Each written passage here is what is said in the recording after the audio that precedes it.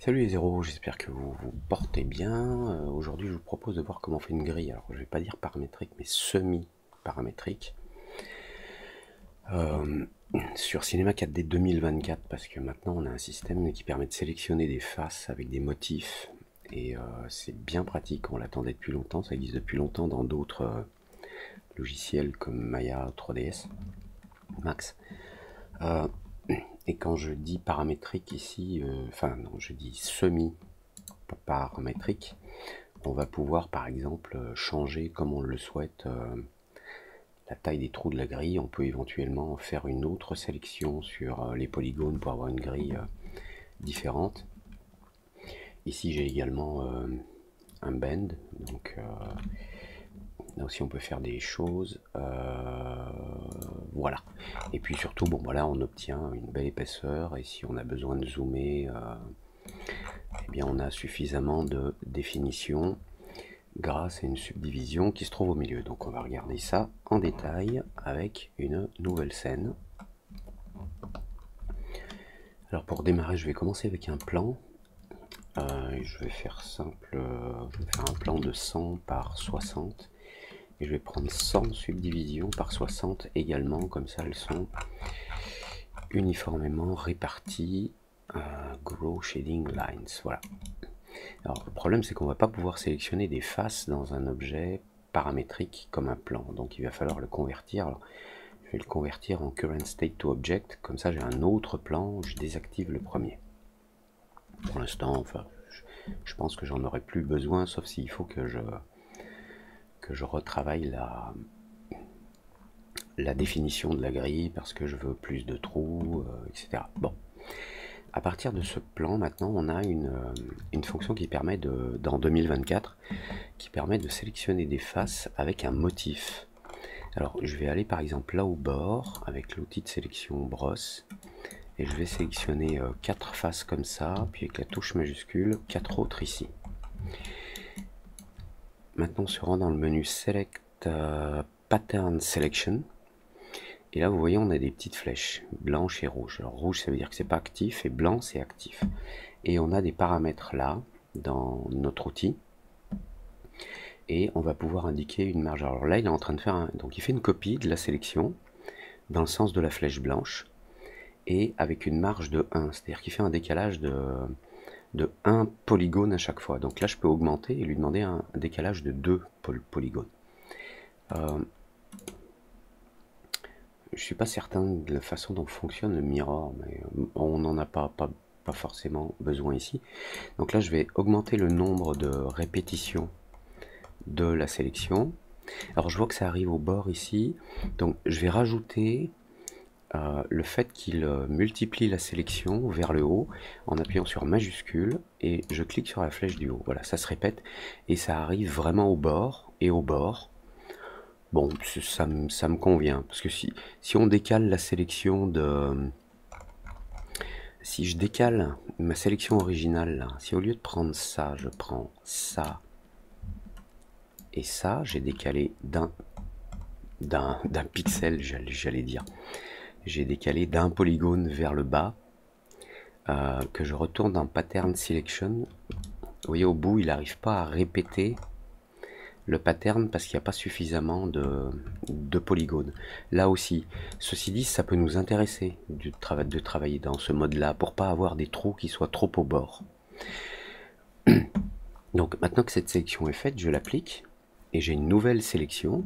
Et cette nouvelle sélection, puisque l'outil de sélection pattern est toujours activé, je vais cliquer là à droite pour dupliquer ma sélection vers la droite. Alors là, on a une duplication aussi vers le haut et le bas. Donc je peux les enlever en appuyant sur majuscule. Je les désactive, si j'y arrive, voilà. Et puis là, par contre, je vais augmenter le nombre pour arriver jusqu'au bord de la grille, voilà. Et maintenant, j'applique. Alors, pour plus de commodité, puisque la sélection est faite, on va aller dans le menu Select en bas là, on va utiliser Store Selection. Comme ça, on va enregistrer la sélection des polygones telle qu'elle est là. Et on a ce petit tag qui contient la sélection de polygones. Ce qui fait que si je désélectionne mes polygones ou que j'en sélectionne d'autres pour faire autre chose, je peux revenir à ma sélection originale en utilisant ce tag et en cliquant sur Select. Et il va resélectionner les polygones qui étaient sélectionnés quand j'ai enregistré cette sélection. On peut les cacher, on peut les montrer, on peut les sélectionner. Voilà. Alors, maintenant que cette sélection est faite, moi ce que je voudrais c'est faire un inset à l'intérieur qui soit circulaire dans chaque petit carré orange. Alors, il y a deux façons d'obtenir un petit cercle dans chaque carré orange. C'est soit je sélectionne les points qui sont au milieu et je les explose en cercle, on va dire. Soit j'utilise les faces externes comme elles sont ici et j'utilise un inset qui se trouve là. Et alors là, il va falloir trouver alors il faut faire apply et voilà, il va falloir trouver le paramètre, la valeur adéquate qui doit être voilà. Voilà, vous voyez, je peux faire un petit insert à l'intérieur. Le problème, c'est que là, j'utilise l'outil d'insert et puis j'ai une nouvelle sélection que je peux rendre circulaire grâce à ce bouton-là. Et enfin la fonction fit circle et apply et voilà. Et maintenant j'obtiens des cercles que je vais pouvoir utiliser pour faire des trous. Le problème c'est que ça c'est pas paramétrique du tout, c'est des choses que je fais à la main et pour revenir en arrière la seule façon c'est de faire undo. Donc là je fais undo 2 fois puisqu'on va utiliser le modèle pardon, on va utiliser une méthode paramétrique avec des nœuds, des nodes.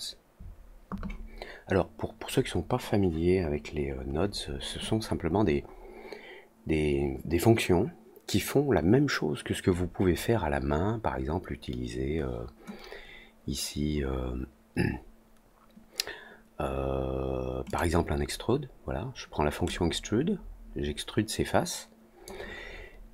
Et puis, une fois que c'est fait, ben, je ne peux plus revenir sur ce que j'ai fait là. Par exemple, changer la longueur de mon extrusion, je peux le modifier là, mais une fois que je commence à faire autre chose, hop, c'est fini, j'ai plus accès à ce que je viens de faire. Donc, je l'annule et au lieu de faire une extrusion, par exemple, à la main, et cette extrusion, elle commande Cinema 4D, elle lui envoie des commandes pour lui dire « fais ça ». Les nœuds permettent de stocker des fonctions et de les enchaîner, donc faire une extrusion, faire un inset, supprimer des faces, etc. Et on peut revenir sur ces fonctions en arrière pour changer les paramètres. Alors, je ne vais pas vous montrer l'éditeur de Node aujourd'hui, je ferai une vidéo à ce sujet. Aujourd'hui, je vais vous montrer qu'on peut facilement utiliser des fonctions, par exemple, comme je l'ai fait juste avant, où je voulais donc faire un inset, puis rendre l'ensemble, les sélections circulaires. Donc là, je fais annuler, annuler. Je vais enregistrer ce que je fais en quelque sorte. Et pour enregistrer ce que je fais dans ces fonctions que j'enchaîne, je vais appliquer ces fonctions, ces nodes, à mon plan. Alors, les nodes, on va pouvoir trouver ce qu'on appelle des nodes géométriques ici dans la librairie, dans le Asset Browser. Et on a une section qui contient voilà, nodes, ici. Et vous avez par exemple les géomodifieurs, qui sont des fonctions qui souvent sont accessibles hein, dans les menus ailleurs. Mais là, vous allez pouvoir utiliser la fonction et l'appliquer et la modifier. Alors vous avez un tas de fonctions, et ici je vais utiliser la fonction inset, qui se trouve là. Donc je vais la glisser là, à l'intérieur de mon plan. Voilà. Alors, je vais refermer pour l'instant la librairie. On verra une autre façon plus rapide d'accéder à ces fonctions, à ces nœuds. Donc là, il m'a fait un inset, mais vous voyez, sur mes sélections, il fait un inset sur chaque face. Donc, cette fonction inset que j'ai ajoutée, qui modifie la sélection actuelle, elle a un paramètre qui s'appelle use islands, c'est-à-dire qu'elle va faire des insets dans des groupes de sélection. Et maintenant, on va pouvoir paramétrer le inset. Voilà. Et le paramètre est enregistré ici. Ça veut dire que je peux aller faire autre chose et je peux revenir pour modifier ce inset. Donc maintenant on va rajouter un autre node qui est fit circle, qui est la fonction qui se trouve là, pour rendre cette nouvelle sélection circulaire. Et on va le faire, au lieu d'aller dans la librairie, si on sait que la fonction, en mettant la souris là, elle s'appelle fit circle, si je fais Shift C pour appeler ce qu'on appelle le commandeur donne accès aux fonctions, aux différents nœuds, aux différentes fonctions du soft, sous forme de fonctions directes ou sous forme de nœuds, de nodes, donc de fonctions nodes qu'on va pouvoir ajouter. Donc moi j'ai besoin d'un fit circle, donc je tape fit espace C, et là j'ai accès soit à la fonction fit circle tool mesh qu'on trouve dans le menu tools,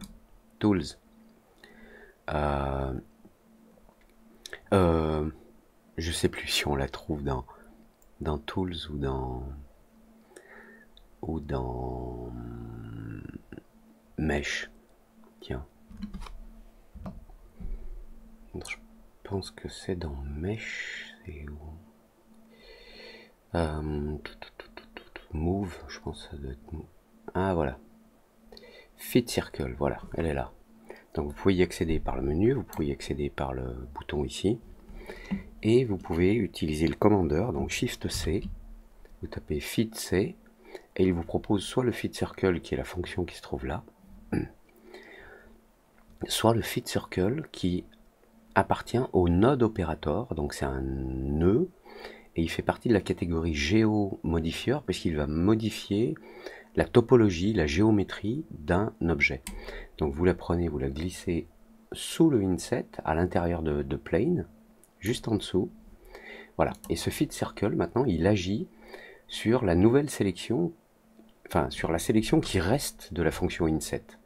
Vous avez, je vais les désactiver, vous avez le plan, vous avez une sélection de face, vous mettez un inset, il va travailler sur la sélection qui est indiquée là, qui est la sélection par défaut, donc c'est la sélection des faces que l'on a vu avant, et vous avez le fit circle, maintenant, qui va travailler sur la sélection par défaut, donc les faces qui sont restées sélectionnées suite au inset, et donc là, ça les rend circulaires.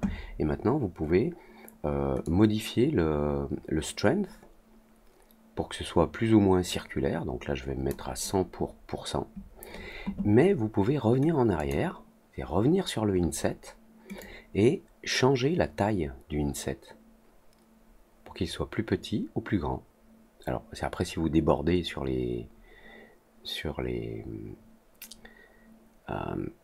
la sélection, bah, ça crée des problèmes de polygonisation. Vous avez des polygones qui sortent de là où il faut. Bon, pas rentrer dans le détail. Donc là, je change, vous voyez, je change le inset précédent et il s'applique au fit circle qui est en dessous. Et maintenant, on va rajouter une chose, c'est qu'on va, sur ce fit circle, les faces sélectionnées, ce sont celles qui sont ici circulaires. Enfin, c'est exagéré puisque c'est plutôt, c'est pas hexagonal, c'est octogonal. Et ces faces, je vais les supprimer en utilisant le commandeur, Shift C. Je vais utiliser la fonction delete et je prends le node opérateur que je glisse là en dessous. Et par défaut, le node opérateur s'applique à la sélection par défaut, les polygones sélectionnés par défaut, qui sont le reste des polygones, enfin les polygones qui ont été qui restent sélectionnés par la fonction le node fit circle. Et maintenant on a nos trous. Alors ils sont pas très beaux, donc on va ajouter une fonction pour subdiviser tout ça pour que ce soit plus joli. Donc maintenant j'utilise, et c'est pour ça que c'est intéressant parce que ça reste paramétrique, j'utilise un subdivision sur surface. Donc je crée là, je vais le mettre en bas. Je mets mon plan à l'intérieur et il est subdivisé comme vous le voyez. Donc là on a des cercles qui sont un peu plus beaux. Alors si la définition est suffisante, vous laissez comme ça. Vérifiez quand même les coins, voir si les coins, vous voyez. Si vous voulez pas de coins arrondis là, dans la subdivision, alors dans l'outil de subdivision, utilisez la subdivision Open Subdiv Catmull-Clark. Et dans Boundary Interpolation, utilisez le Edge and Corner. Voilà. Et maintenant, vos coins sont droits. Voilà. Les coins ne sont pas arrondis. Si ça c'est suffisant, enfin pour l'instant en tout cas, on laisse comme ça. Et maintenant, pour donner de l'épaisseur à cette grille, je vais utiliser un Cloth Surface, qui se trouve là. Donc je mets mon plan subdivisé à l'intérieur. Et dans le Cloth Surface, alors je vais faire un truc, c'est que j'ai pas besoin pour l'instant là d'une subdivision complémentaire, donc je mets cette subdivision à 0. Et ici, vous avez le thickness, l'épaisseur. Alors vous allez pouvoir donner une épaisseur en positif ou en négatif. Alors on va prendre une grille comme ça. Et concernant ce que je vous ai montré là, où la grille est pliée, bah, j'ai simplement rajouté un bend, en fait, dans mon plan, pour le plier. Donc pour l'instant, je vais désactiver l'épaisseur, donc le Cloth Surface et la subdivision, et je vais ajouter une fonction bend que je vais glisser ici dans mon plan. Alors cette fonction bend, elle est toujours un peu pénible parce qu'elle s'aligne jamais toujours comme on le souhaite. Donc je vais cliquer sur Fit to Parent. Voilà, elle est là, on voit la petite flèche orange, mais on voit pas son épaisseur. Donc je vais lui donner une petite épaisseur pour voir un peu. Je vais changer un petit peu la taille pour réduire, et puis je vais mettre un peu d'angle. Et on voit que là, bah, il tourne les faces comme ci ou comme ça. Donc maintenant, il va falloir tourner notre bend. Voilà, ici je fais une rotation de mon bend. Alors là, je vais le tourner à 90 degrés. Et puis ensuite, dans les paramètres du bend, j'ai la force ici. Alors, on a la force et on a l'angle, mais l'angle, c'est un angle de rotation. Okay, c'est autre chose. Alors, ça peut être utile, hein, mais là, je vais le laisser à 0. Et je vais plier ma pièce. Alors, le problème, c'est que ça déforme tout, là. Donc, on a cette petite case à cocher en bas, là, qui s'appelle Keep Length. Donc, il va garder la longueur de ma pièce originale. Voilà. Et avec le Keep Length, maintenant, je peux plier. Alors, ouais, je peux plier à 180 degrés. Et si je déplace mon bend, je vais avoir un pli différent, on va dire. Donc, il faut faire attention, il faut bien le laisser, j'ai envie de dire, enfin, il faut bien le laisser à une place centrale. Si vous voulez si vous voulez que ce soit plié, que le rayon du pli soit différent, il ne faut pas déplacer. Alors, vous pouvez déplacer si vous voulez que le pli soit ailleurs, mais faites attention parce que verticalement, là, vous obtenez des déformations qui ne sont pas corrigées par le Keep Length. Donc, gardez bien votre bend au bon endroit. Ce qu'il va falloir, c'est dans le bend ici, changer la taille du bender, là, voilà, ici. Donc ici, on est sur la taille en Y. Voilà. Et comme ça, vous pouvez plier votre pièce et elle garde la même longueur. Donc là, on est raccord. Voilà. Et donc maintenant, alors, je vais juste enlever l'affichage du modifieur bend en mettant le petit point rouge là ici pour qu'il ne soit pas affiché ici. Il est actif mais pas affiché. Et maintenant, je peux réactiver la subdivision et le cloth pour donner une épaisseur. Si je me remets en Grow Shading, voilà ce que l'on a. Et si j'active dans Options le SSAO, on a un petit ombrage à l'intérieur là qui permet de voir un petit peu mieux la pièce. Alors, ce qui est intéressant dans ce semi-paramétrique, c'est, alors, d'une part, vous allez pouvoir dans Inset changer la taille de vos trous. Ok. Alors après, quand vous dépassez, quand les trous sont trop grands par rapport aux faces, vous obtenez ces défauts là. Mais vous pouvez donc changer encore la taille de vos trous. Et si vous revenez sur le plan original, et là on voit la sélection des faces qui est faite, mais vu que ça passe par les modifieurs, c'est un peu compliqué à voir. Donc je vais désactiver ce que j'ai. Alors,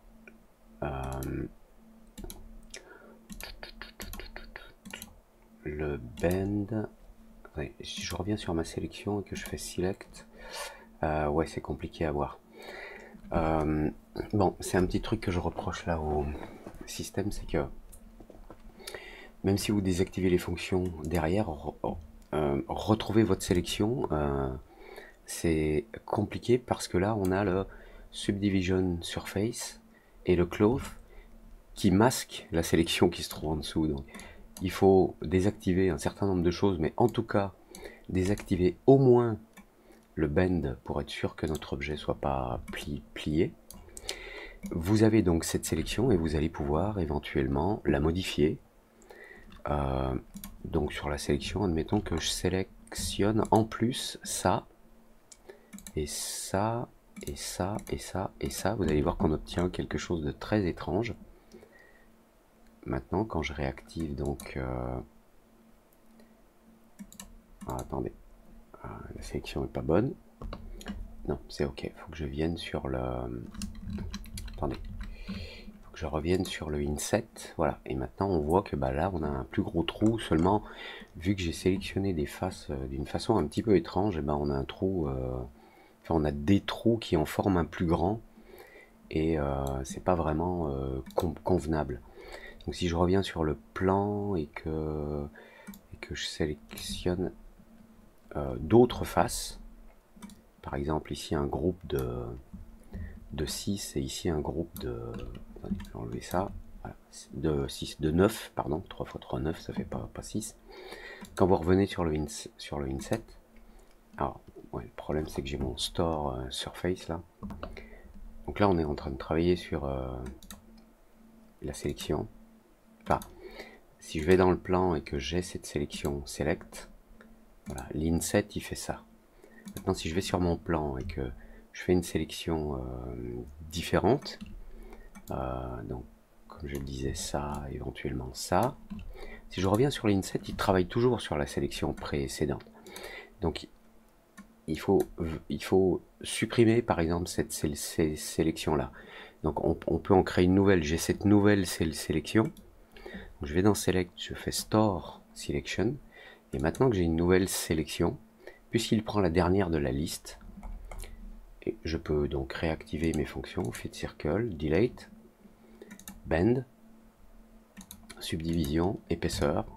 Voilà. Et là, bah, j'ai juste deux trous parce que j'ai changé ma sélection. Si je mets cette sélection là à la fin et que je recommence, que je reviens, il va falloir que je lui dise sur quelle sélection je travaille. Donc ça c'est un petit peu l'embrouille, j'ai envie de dire. Mais si vous reprenez votre sélection originale et que vous cliquez sur Select, hop, les fonctions derrière vont utiliser la nouvelle sélection qui est la sélection par défaut. Vous pouvez revenir sur celle-ci, faire Select et vous avez autre chose. Alors ça permet par exemple de composer un objet et d'avoir deux parties de l'objet qui peuvent être par exemple symétriques, mais dans l'un on aura une certaine sélection, donc un certain type de trou on va dire, et sur l'autre on aura, hop, il suffit de revenir et de faire un select et on aura une autre sélection avec des trous différents. Et comme je vous l'ai montré, c'est semi-paramétrique parce que dans le inset on va pouvoir modifier par exemple des paramètres ici. Fit Circle, bon bah il fait ce qu'il a à faire, et puis le Delete il fait ce qu'il a à faire, hein. Il supprime les faces pour qu'on ait des trous. Voilà, c'est tout pour aujourd'hui. Je ferai une vidéo sur le node et les nodes et le node editor pour voir un petit peu comment on peut faire ça d'une autre façon aussi, un petit peu plus élaborée, mais qui donne un petit peu plus de souplesse. Voilà. Comme d'habitude, si ça vous a plu, ben abonnez-vous, likez. Cliquez sur j'aime pas si vous aimez pas, mais un petit commentaire pour me dire ce que vous aimez pas, ce serait sympa. Merci à vous et on se retrouve très vite pour de nouvelles aventures. Ciao.